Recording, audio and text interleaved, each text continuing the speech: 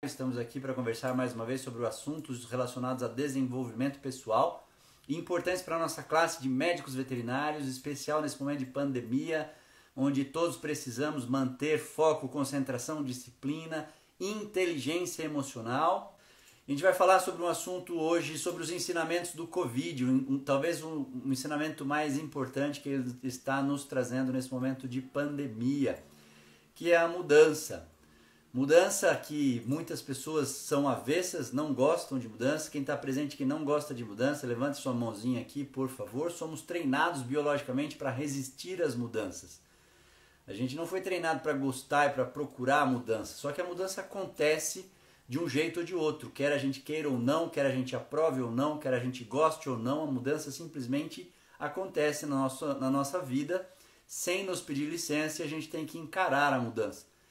Só que muitas pessoas têm aversão à mudança e demoram mais para se conectar com os assuntos de mudança. Mas se a gente parar para pensar, inclusive uma frase que é atribuída ao Darwin, mas que não é dele, essa frase é de um professor da Louisiana, da Universidade da Louisiana nos Estados Unidos, quando ele estava fazendo uma palestra relacionada à teoria evolucionista do Darwin, em 1963, o nome dele é Leon Megginson. É aquela frase que todo mundo conhece, não é o mais forte que sobrevive, nem o mais inteligente, mas quem sobrevive é quem mais se adapta às mudanças. Essa frase não é do Darwin, mas tem tudo a ver com a teoria da evolução do Darwin, porque de fato, se a gente parar para pensar, as coisas vão mudando, o mundo vai evoluindo, e quem mais se adapta à mudança e de forma rápida é quem mais se prepara para as coisas que vão acontecendo. E estar preparado para a mudança, inclusive, é um traço de inteligência emocional. Por quê? Porque ela vai acontecer, quer você queira ou não. E se você ficar resistindo ali, que não gosta, e ficar batendo cabeça, e reclamando, e evocando emoções negativas quando alguma coisa na sua vida muda, que você tem que encarar, mais tempo você demora para se tornar produtivo diante daquilo que está acontecendo. E se a gente parar para pensar, dentre todos os ensinamentos que o Covid-19 nos trouxe nesse mundo, nesse momento, é a mudança em todos os aspectos, é a mudança no cenário de saúde, é a mudança no cenário econômico. A gente não sabe o que vai acontecer ainda em termos de economia global, mundial. Provavelmente vem muita mudança nesse aspecto. É mudança de relacionamento, a forma com que a gente se relaciona uns com os outros mudou. E quem se adaptou mais rapidamente nisso já pegou aí uma oportunidade, viu uma brecha para poder expandir negócio, até para ganhar dinheiro, até para levar palavras de acalento para outras pessoas, enfim, pôde utilizar de diversas ferramentas de inteligência emocional, de empatia, de liderança, momento de crise, enfim, que foi quem conseguiu se adaptar mais rapidamente a isso. E aí eu gosto sempre de citar alguns autores, sempre à frente do seu tempo, que conseguiram prever determinadas coisas. E quando eu estou falando nesse aspecto de mudança, eu gosto muito de citar um economista austríaco chamado Joseph Schumpeter. Ele foi muito importante na primeira metade do século passado, e tão importante que as coisas que ele ensinava ainda são ensinadas nas melhores escolas de economia ao redor do mundo. Ele foi o primeiro que colocou, por exemplo, a questão da importância da tecnologia no capitalismo. Ele colocou a tecnologia como um motor propulsor do capitalismo.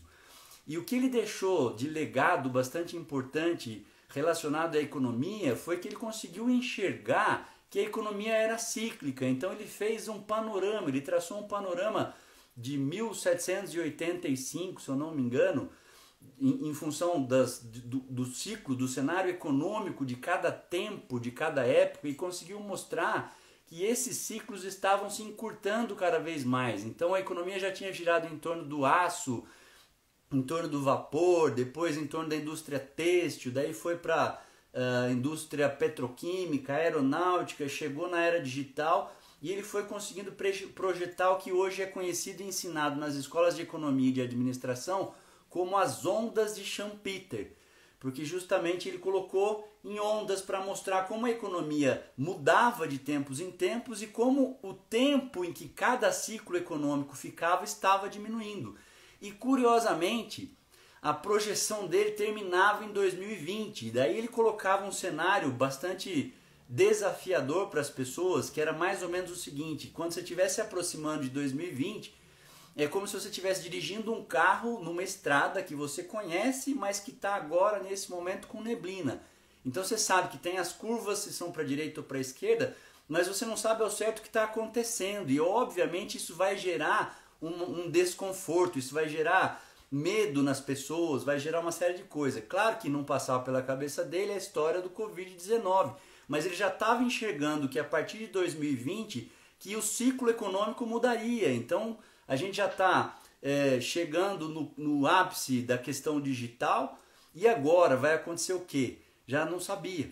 E o Covid-19 veio justamente sacramentar essa teoria das ondas do Schumpeter, e agora a gente não sabe ao certo como é que vai acontecer. Quando as coisas voltarem ao normal, como é que a gente vai estar? Como é que a gente vai se relacionar? A gente vai se relacionar mais por via virtual, ou a gente vai voltar a ter contato físico? Então, se a gente pegar na medicina, por exemplo, já tem um debate muito, muito amplo, que inclusive já se estendeu para a nossa área de veterinária, relacionado à telemedicina, que muitas pessoas confundem e acham que isso se refere à consulta por WhatsApp ou consulta por vídeo, e não é necessariamente relacionado a isso. Então a gente sabe que na medicina algumas coisas já são permitidas em relação à telemedicina, mas na veterinária ainda não são permitidas. Esse cenário está mudando, o CFMV está lá organizando umas novas diretrizes para a gente, o que a gente vai poder, o que não vai poder. Só dando um spoiler para vocês, talvez alguns de vocês já saibam, mas a gente pode passar orientações com relação aos nossos pacientes desde que eles tenham passado por consulta prévia, presencial, porque o ato da consulta não tem como ser à distância, especialmente nos nossos pacientes. Eles não falam, diferente do ser humano, que enquanto paciente ele pode dizer: eu sinto essa dor, esse cansaço, etc. Então, no máximo que a gente pode fazer hoje, que o CFMV vai nos permitir nessas novas diretrizes, é passar uma orientação com uma medicação que foi prescrita já, portanto requer uma consulta prévia. Mas como é que vai ficar isso depois do Covid? Vai ser permitido mais coisas? Não vai? Só um parênteses para a gente poder concluir essa questão. É diferente quando são dois profissionais envolvidos. Então, por exemplo, você está no interior e não tem aí um cardiologista veterinário. Você que é veterinário pode examinar esse paciente e consultar um especialista de uma outra cidade por videoconferência para que ele passe as orientações das medicações, das prescrições, e um profissional paga o outro. Isso sim vai ser permitido. Mas o que vai acontecer depois disso a gente não sabe. Então a gente tem que estar preparado para a mudança. E via de regra, conforme eu já me antecipei no começo, o ser humano foi biologicamente programado para resistir à mudança. Por quê?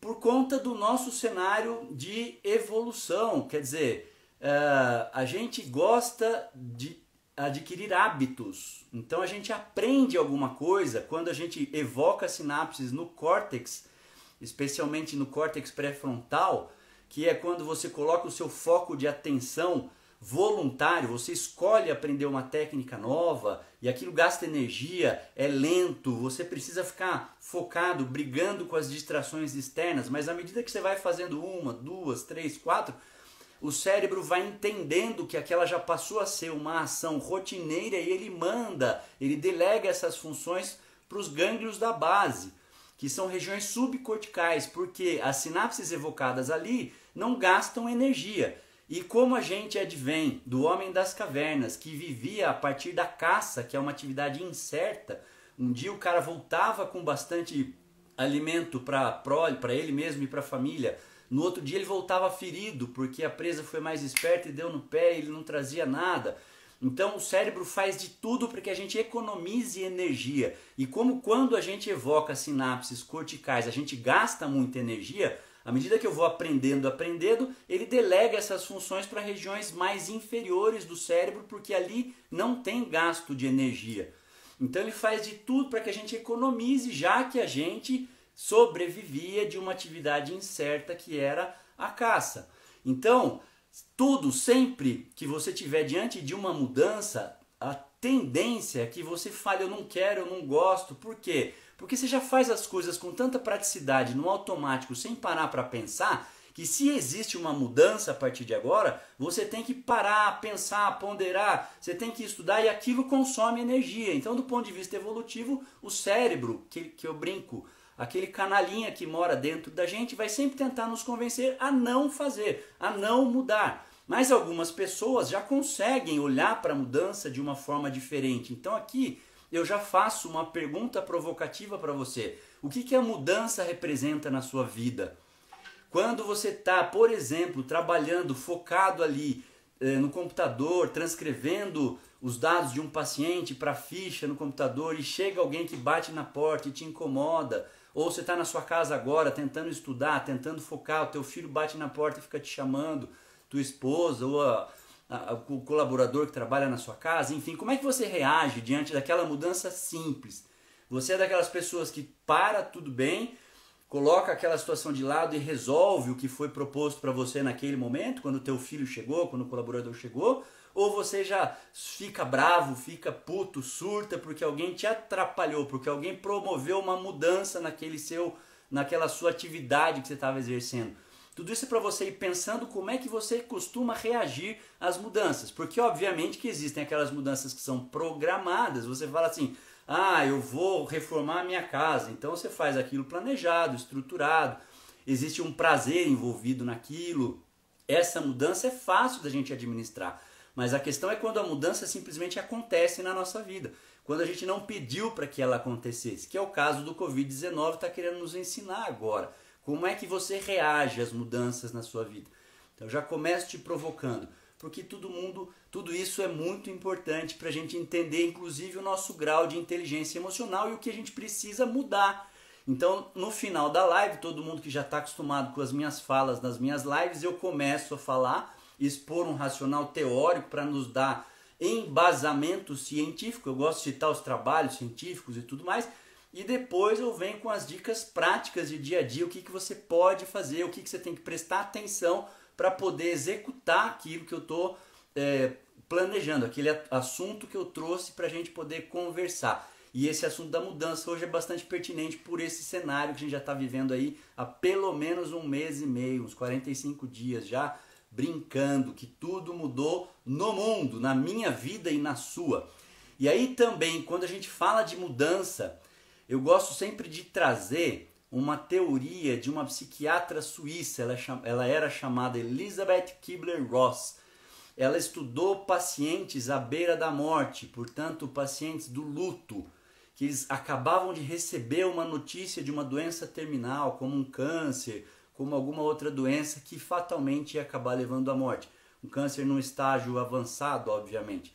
Ela estudou esses pacientes e ela começou a perceber que a tendência desses pacientes era passar por diversas fases emocionais, mas de todo mundo. Isso parecia ser um padrão de comportamento do ser humano, que ela trouxe como as 5 fases do luto e que depois, posteriormente, como acontece com outros cenários, o mundo corporativo acabou incorporando tudo isso. Então essas fases, a primeira delas é a fase do choque. Então se a gente compara com o choque circulatório, né, quando está faltando oxigênio para a célula, que ela simplesmente diminui o nível de atividade que ela tem, porque ela não tem nutrição, não tem alimento, é a mesma coisa quando a gente passa por um choque emocional. Você simplesmente fica surpreso, aquilo te paralisa. E agora? O que vai acontecer? Então coloca nesse cenário de pandemia, por exemplo, quando a gente recebeu a notícia, apareceu um vírus novo que está contaminando geral e agora a gente vai ter que ficar parado dentro de casa. Todo mundo ficou assim, como assim ficar todo mundo dentro de casa? Você fica chocado, surpreso. Todo mundo passou por essas fases. A segunda fase, que é a da negação. Não, eles não vão fazer isso. Não tem como manter todo mundo preso dentro de casa. Isso é só uma gripezinha, isso vai passar. Eles não vão fazer isso. Muitas pessoas na fase do luto e também na fase das mudanças que nos acontecem sem que a gente peça para acontecer, evitam falar do assunto também, finge que não está acontecendo, sabe aquele negócio que eu não estou te vendo, evito conversar sobre aquilo para não causar o desconforto na minha vida. Depois a terceira fase, que é a fase da reclamação ou da fase da raiva. A primeira é do choque, a segunda é da negação e a terceira é da raiva. Quando você fica puto com a situação, e aí você começa a xingar. Cada um tem uma reação diante da raiva, mas muitas pessoas começam a xingar. Puta que pariu, eu não acredito que foi acontecer isso agora. Agora que o movimento da clínica estava melhorando, agora que eu estava com perspectiva nos cursos que eu estava dando, agora que eu ia começar a sair do buraco, que as coisas iam melhorar, não é possível, não é justo. Aí você começa a xingar, uns xingam o governo federal, outros xingam o governo estadual, porque um discorda do outro, outros xingam o ministro da Saúde, como se eles fossem responsáveis por ter acontecido tudo isso, porque a nossa mania de terceirizar a responsabilidade. À medida que eu coloco a culpa no outro, fica mais fácil para mim, porque aí eu não preciso fazer nada. Lembrando que algumas pessoas reagem à raiva de outra forma, não saem xingando, mas interiorizam aquela emoção. Não falam nada, mas por dentro tá um furacão, tem um vulcão ali dentro.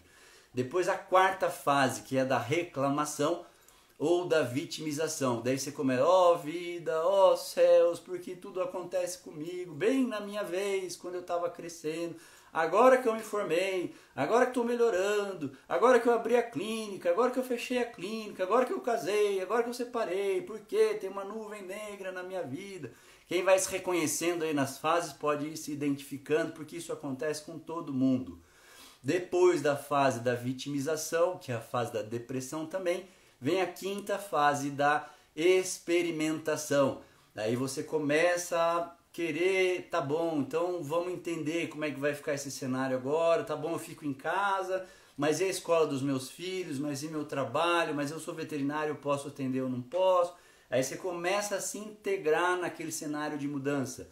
Depois você vai para a fase da decisão ou da aceitação, e aí você realmente se integra. Tá bom, então tá bom, se eu não posso ir atender, então pelo menos pela internet o que eu posso fazer? Então aí você começa a agir nesse cenário. Então eu vou repetir essas fases inicialmente colocadas como fases do luto pela psiquiatra Kübler-Ross, e que depois passou a fazer parte do cenário do mundo corporativo. A primeira é o do choque, a segunda é da negação, a terceira da raiva, a quarta da reclamação ou vitimização, a quinta da experimentação, a sexta da aceitação e a sétima da integração, quando você começa a agir então de acordo com as novas regras da mudança. O que é interessante nesse cenário? Todo mundo passa por todas as fases.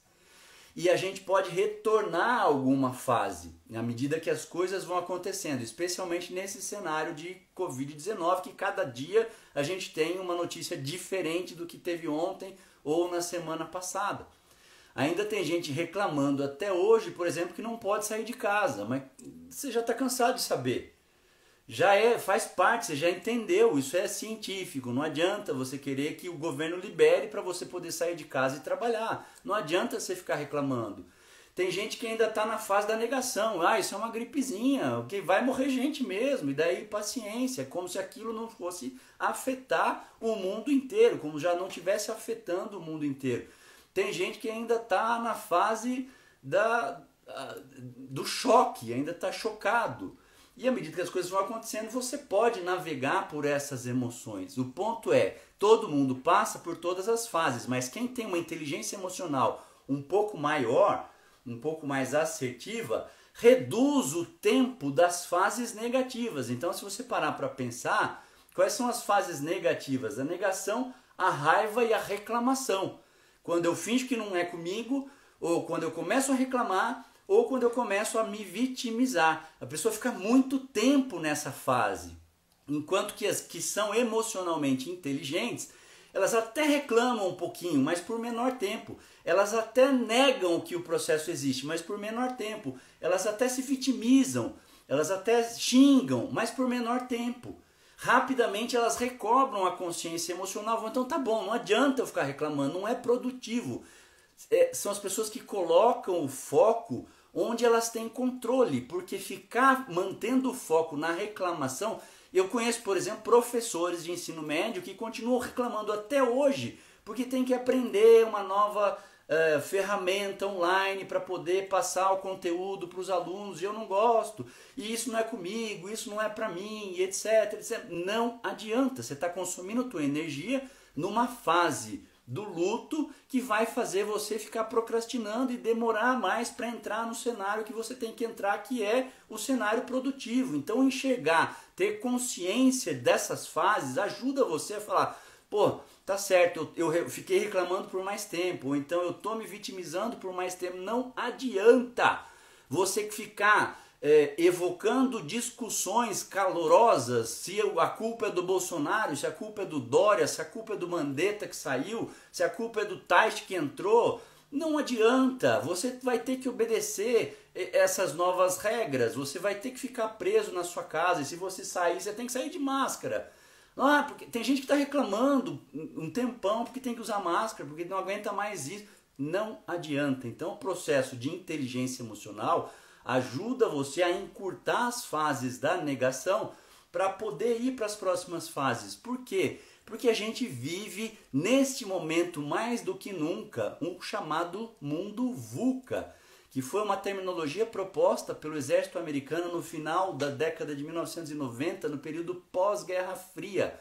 VUCA, que é um acrônimo da língua inglesa, V de volátil, U de incerto, C de complexo e A de ambíguo. A gente vive num mundo VUCA, volátil, incerto, complexo e ambíguo, ou seja, o nível da velocidade de informações novas que estão aparecendo é gigantesco. Se a gente parar para pensar, já antes do Covid, a gente era obrigado a saber um monte de diagnósticos diferentes que não tinham, de maneiras de interpretar os exames, de antibióticos modernos, de doses que mudaram, de protocolos que mudam. A gente ia acabar de decorar o consenso da sepse, vai lá e muda tudo, o consenso da hipertensão arterial, no ano seguinte muda tudo, já está tudo diferente. Pode tomar esse remédio, não pode tomar, pode comer tomate, não pode, pode comer ovo, dá colesterol, não dá mais colesterol. Quer dizer, a quantidade de artigo que sai é gigantesca, a gente não tem condição de assimilar tudo isso. Então a gente já vinha mudando muita coisa. Calcula agora depois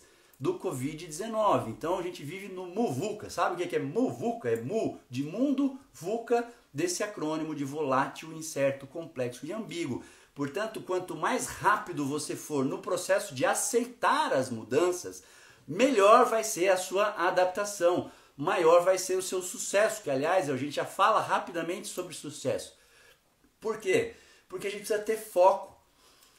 Então, se a gente não tem foco, se a gente coloca o foco nas questões onde a gente não tem controle, isso só serve para aumentar a nossa ansiedade. Se você começa a ficar focado e pensando sempre na questão da dificuldade de você ter que ficar em casa porque senão transmite a doença, da dificuldade de você usar máscara, você começa a focar demais na questão da falta de grana, coisas que você não tem controle, você deixa de se tornar produtivo. Aliás, a melhor definição de foco que eu já ouvi é a capacidade de dizer não a todas as outras coisas, exceto as que te interessam naquele momento. Eu vou repetir. Foco é a capacidade de dizer não a todas as outras coisas, com exceção daquelas que te interessam naquele momento. Por que isso? Porque é o funcionamento cerebral. A gente não consegue focar em mais de uma coisa ao mesmo tempo. A gente não consegue conversar com duas pessoas ao mesmo tempo. Isso é neurobiologicamente impossível, porque os nossos neurônios processam 110 bytes de informação por segundo.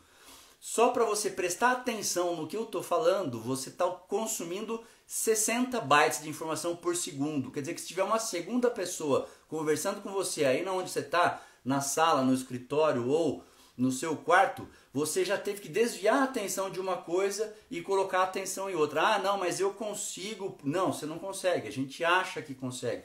É a mesma coisa quando a gente fala de foco relacionado a uma situação. Quer dizer, precisa focar nas coisas sobre as quais você tem controle, porque ali você pode fazer alguma coisa para melhorar. Portanto, ficar focado no onde você não tem controle não é você que dita as regras, não é você que vai determinar quanto tempo a gente tem que seguir a quarentena, não é você que vai determinar quanto tempo vai durar essa coronavirose, essa pandemia. Não é você que vai determinar as leis. Então não adianta você ficar focado nisso. Você tem que seguir, aceitar aquelas mudanças e botar o teu pensamento naquilo que vai ser produtivo para você, que isso é um sinal de inteligência emocional. E agora a gente vai começar a falar então das questões que a gente pode fazer ou das questões que nos atrapalham a aceitar o processo de mudança. E a primeira coisa é a Síndrome de Gabriela. Síndrome de Gabriela é uma questão impressionante que nos impede de melhorar, que nos impede de nos desenvolvermos como pessoas e como profissionais. O que é a Síndrome de Gabriela? Eu nasci assim, eu cresci assim, vou morrer assim. Sabe aquelas pessoas que falam, esse é o meu jeito, se você quiser aceitar, aceite, se não quiser aceitar, azar o teu. Pelo amor de Deus, isso é a assinatura de um analfabetismo emocional. Não é assim que a banda toca, a gente precisa se relacionar com outras pessoas, a gente depende de outras pessoas para diversas outras coisas. É isso que o Covid está nos mostrando, a gente precisa de outras pessoas.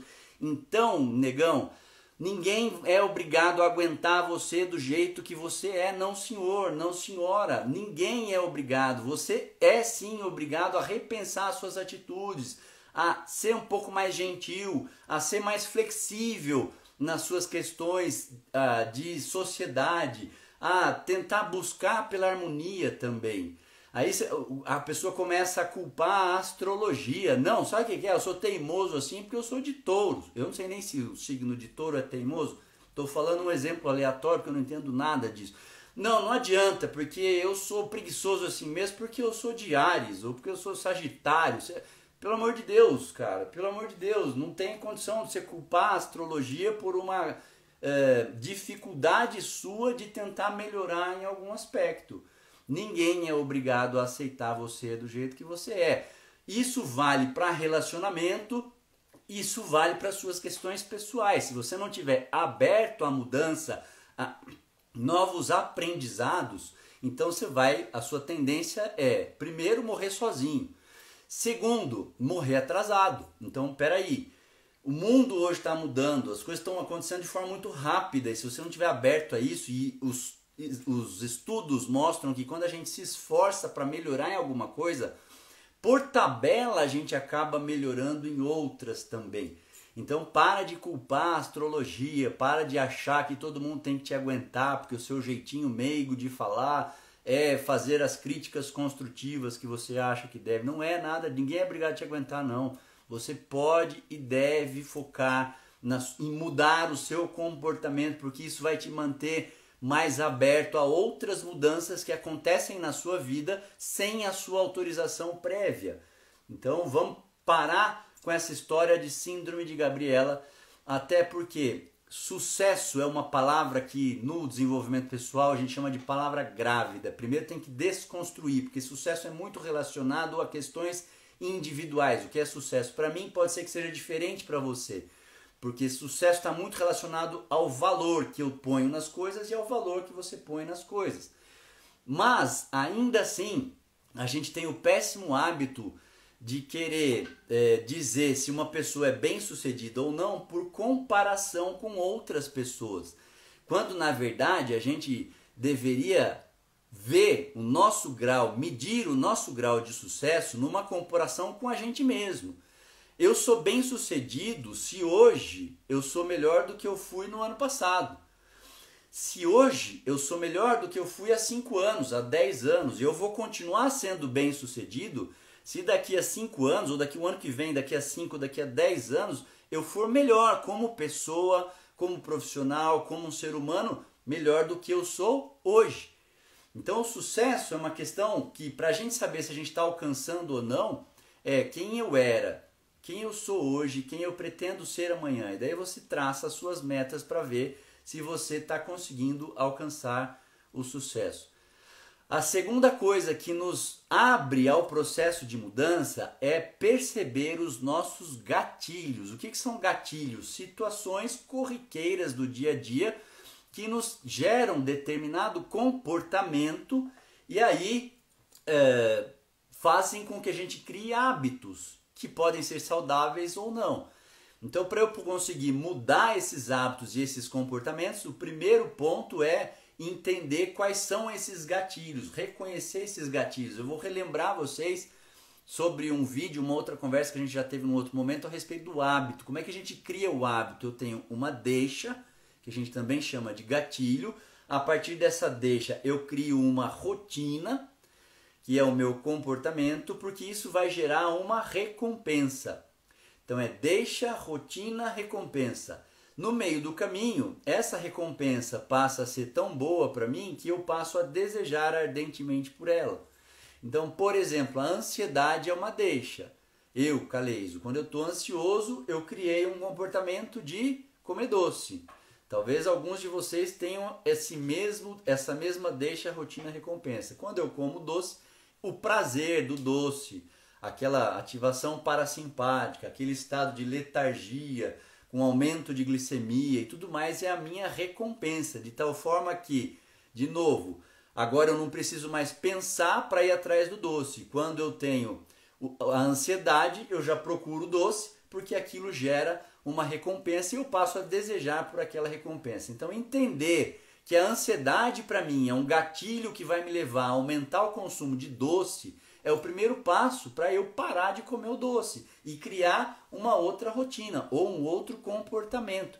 Só que isso não é fácil de fazer. Então o que a gente tem que fazer? Trazer a consciência, na forma que isso eu passo a entender desse processo, eu começo a buscar por outro comportamento. Mas o que eu faço hoje? Eu parei de comprar doce na compra quinzenal que eu faço no supermercado. Antes eu comprava, era doce de leite, chocolate e mais um monte de outra coisa. Por quê?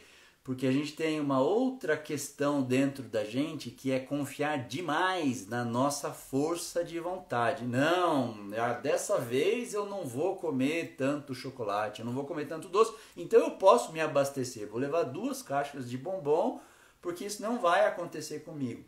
Isso é mentira. Por quê? Porque eu não tenho controle sobre as coisas externas. Eu não sei o que vai acontecer no meu dia, na minha semana, no meu mês. Eu não sei quantas coisas vão me tirar do sério, eu não sei quantas coisas vão me levar à ansiedade. E aí, como eu não tenho controle nas coisas externas, eu fico vulnerável a toda vez que eu tiver ansiedade ir no armário, abrir a caixa de bombom e comer um bombom. Eu estava percebendo que eu estava fazendo isso de forma muito rotineira. Então eu parei de comprar doce. Por quê? Porque eu não posso confiar na minha força de vontade. Eu não tenho força de vontade suficiente, uma vez que eu não controlo o que acontece no meio externo. Então eu não sei como vai ser a minha, eu vou ter que ter muita força de vontade. Então é melhor não ter muito doce no meu armário, porque eu reconheci o gatilho, que é então a segunda dica, é você entender o que te engatilha. Qual é o gatilho que te leva à raiva? Qual é o gatilho que te leva à ansiedade? Qual é o gatilho que te leva ao estresse, à frustração e assim por diante? Entender quais coisas te levam a cada estágio emocional ajuda você também a botar o pé no freio. E aí você começa a mudar então as suas estratégias, você começa a mudar o seu comportamento. Terceiro ponto que nos impede de mudar, que a gente tem que ficar atento ou ficar aberto às mudanças, é esperar ter vontade de mudar. Não, eu vou esperar aquela vontade vir do além e me abduzir para que eu aprenda uma técnica nova, para que eu faça um curso, para que eu comece a fazer meditação, por exemplo, que eu tenho falado para vocês insistentemente. E depois, quando eu converso com as pessoas no tete a tete, via de regra, o que as pessoas me falam? Eu ainda não comecei. Eu não estou conseguindo. Eu estou com dificuldade. Daí eu falo, mas eu te mando os áudios de meditação. Não, mas não tem mais são 5 minutos por dia. A partir de 2 meses você já vai mostrar diferença no seu autocontrole emocional, no seu processo de autoconhecimento. Então, mas eu vou esperar ter vontade de começar a meditar. Sabe por que você não vai esperar? Só que essa vontade não vai chegar nunca? Porque, de novo, é um processo neurobiológico de evolução. A gente foi treinado para o senso de urgência. O nosso cérebro foca no que é urgente. Então, se você pensar nos homens das cavernas, eles estavam muito preparados para quando aparecesse um predador diante deles. Sistema luta ou fuga, ou corre ou encara. Ou eu vou encarar esse predador ou eu vou sair correndo. Então, o que é urgente, a gente consegue reconhecer muito rapidamente, porque o nosso sistema límbico reconhece e nos faz agir de uma forma muito rápida, porque senão a gente não estaria aqui. O problema é que a vontade para mudar é o foco no futuro, que eu não tenho treinamento neurobiológico para isso. Algumas pessoas privilegiadas gostam da mudança, então elas estão sempre atentas, elas estão buscando isso. Não é o caso da maioria, então é mais provável que você também não adiante para você esperar ter vontade de fazer o que você precisa para mudar. Então, que dica que eu te dou? Busque por mudanças simples no seu dia a dia. Por exemplo, processo de meditação, por exemplo, aprender alguma coisa nova. Um curso online que dure, sei lá, meia hora, 3 vezes por semana, 2 vezes por semana, desde que você faça consistentemente, porque isso abre a sua mente para que você consiga buscar mudança. E quando uma mudança repentina aparecer, você vai estar mais treinado. Por quê? Porque aquilo virou hábito. Quando alguma coisa nova você for obrigado a fazer de forma diferente, você vai encarar de forma diferente, porque você está treinando todo dia, toda semana para isso. Por quê? Porque treinadinho você já nasceu para enxergar o que é urgente, para enxergar o que é agora. Por isso que a gente procrastina, porque não é urgente, porque a gente não tem o foco no futuro. Só que, de novo, o que os trabalhos mostram? Que as pessoas que já têm um certo grau de força de vontade maior e que conseguem aguardar por uma recompensa maior, são pessoas que têm mais sucesso financeiro, têm famílias mais felizes, são menos propensas a se envolver com drogas, com sexo promíscuo, são menos propensas a se envolver com dívidas financeiras, conseguem guardar mais dinheiro. Por quê? Porque se você se esforçar, se você praticar o músculo da força de vontade repetidas vezes em alguma área da sua vida, as outras também ficam treinadas. Então as pessoas que já estavam buscando por mudança, quando o Covid-19 chegou, que mudou esse cenário mundial em vários aspectos, elas se adaptaram mais facilmente a esse novo cenário. Só que a gente vive no automático e você não percebe que talvez tenha sido isso que dificultou você a viver esse cenário de mudança tão intensa em todos os aspectos. Por isso que trazer tudo isso à consciência deixa tudo mais claro e aí você começa a perceber. Então por isso eu perguntei no início da nossa conversa, como é que você costuma reagir a mudanças repentinas que acontecem no seu dia a dia? Você reage bem ou você fica estressado? Você acha que é uma oportunidade de mudança ou aquilo te tira do sério, porque é um pé no saco, porque vai tirar você do seu quentinho, da sua zona de conforto? Então eu já comecei te provocando lá no início para poder embasar o que eu falaria neste momento. Então enxergue como é a sua reação diante da mudança para você poder entender o que está acontecendo com você nesse cenário. Tem muitas pessoas reclamando para mim no inbox assim: ah, puta, tá difícil, eu tô sem energia, eu não tô aguentando mais e etc. Por quê? Porque tá tudo diferente, porque mudou tudo. Então, de novo, eu desafio você, comece a mudar em coisas pequenas, aceite outros pontos de vista. Isso vai facilitar com que você amplie o seu espectro de aceitar aquela mudança sobre a qual você não pode fazer nada, que você não pede para acontecer. Quarto aspecto. A pessoa, quando decide mudar, ela acha que ela vai mudar sozinha. Não vai. Todos os livros de desenvolvimento pessoal que eu leio, e ó que eu leio muito, e ó que eu estudo muito, embasado por artigos científicos, todos são unânimes. Ninguém muda sozinho. O ser humano é um ser social. Ele não está acostumado a viver sozinho. Até o design do nosso cérebro é um design em circuito aberto. Diferente, por exemplo, do nosso sistema cardiovascular. O sistema cardiovascular é fechado.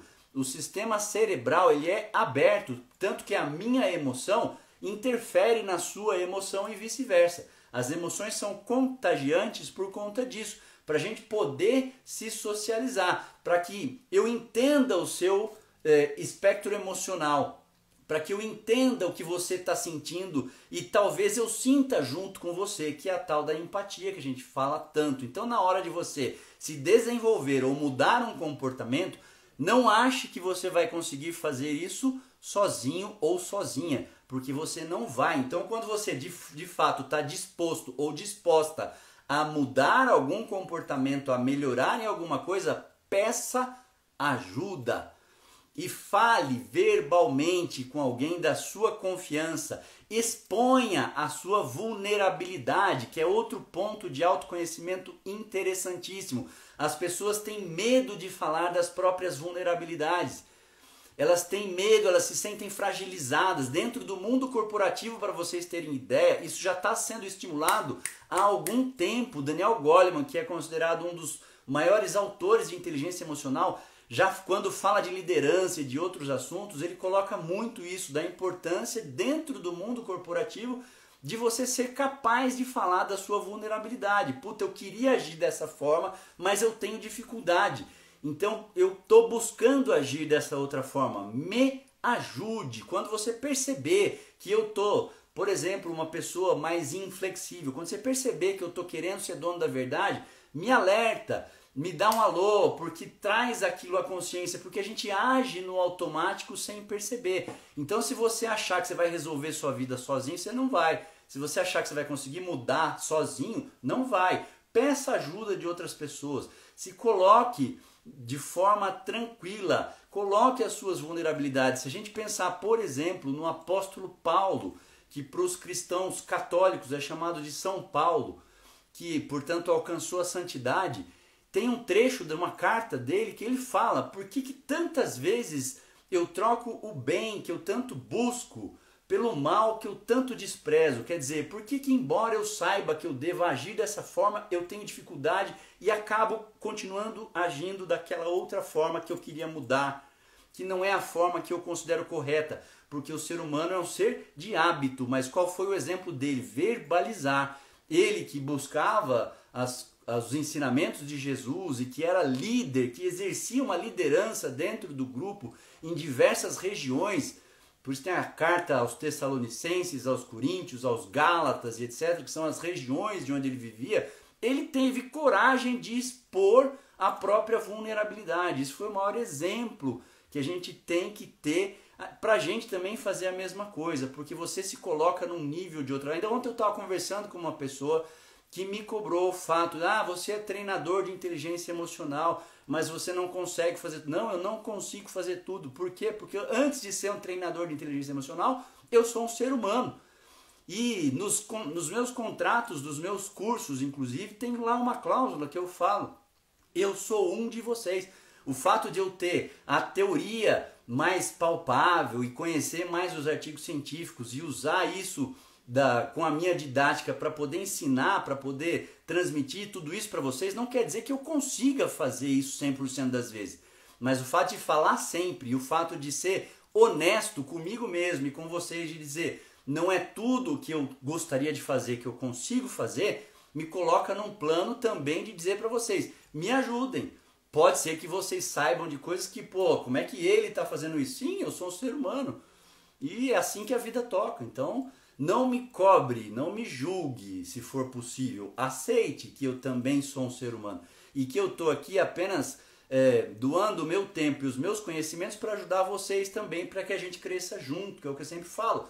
Sozinho a gente vai mais rápido, em grupo a gente vai mais longe. E...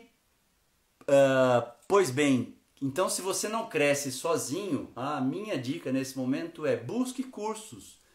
Cursos de imersão, cursos de inteligência emocional, cursos online, presenciais, enfim, porque isso vai ajudar você a conseguir melhorar também como pessoa.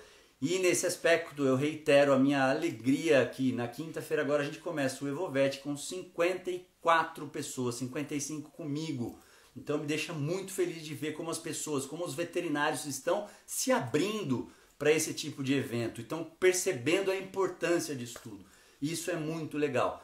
E a última dica então, que é o fato de eu então saber como funciona, isso me garante que eu vá conseguir fazer. Não vai. O fato de você saber como funciona é um primeiro passo, mas não garante que você vai conseguir fazer. Então, fique atento. Por isso que Jesus dizia, orai e vigiai. Preste atenção em você mesmo. O que é orai e vigiai? Preste atenção, autoconhecimento. Busque uma consciência corporal das suas emoções, do que você está sentindo, de como você está agindo. Para quê? Para que você, passo a passo, um por um, para que você consiga buscar o seu desenvolvimento pessoal que vai interferir na sua vida, na vida das pessoas que convivem com você, vai interferir na sua vida financeira, vai aumentar os seus ganhos financeiros, inclusive, e vai te fazer uma pessoa melhor. Eu vou repetir as 5 dicas então para a gente ficar aberto à mudança. Primeiro, fuja da síndrome de Gabriela. Eu nasci assim, eu cresci assim, vou morrer assim. Não vai.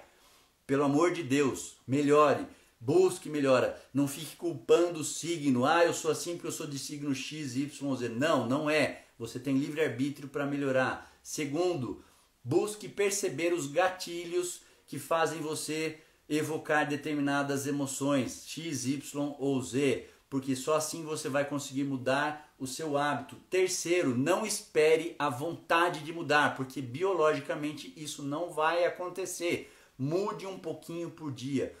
Quarto, não ache que conseguir fazer sozinho é razoável, porque não é. O ser humano é um ser social, a gente depende de outras pessoas. E quinto, o fato de você saber como funciona não garante que você vá conseguir fazer. Portanto, fique atento, vigie, tenha autoconsciência, porque é isso que vai te levar a se desenvolver como pessoa e profissionalmente.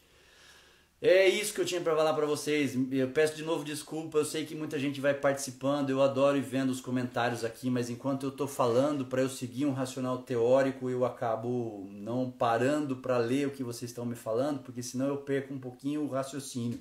E como eu tenho muita coisa para falar, como a Mili, minha amiga de Salvador, que está aqui na sala, me disse, eu vou desafiar você a ficar falando 2 ou 3 horas de inteligência emocional, de tanto que eu gosto de falar e uma coisa vai levando na outra. Então eu acabo não conseguindo ler os comentários. Mas vamos ver aqui se eu pego, se teve alguma pergunta. Janaína, eu tenho que pensar na solução, usar a energia para aproveitar, é isso mesmo. Pensa no resultado que você quer obter.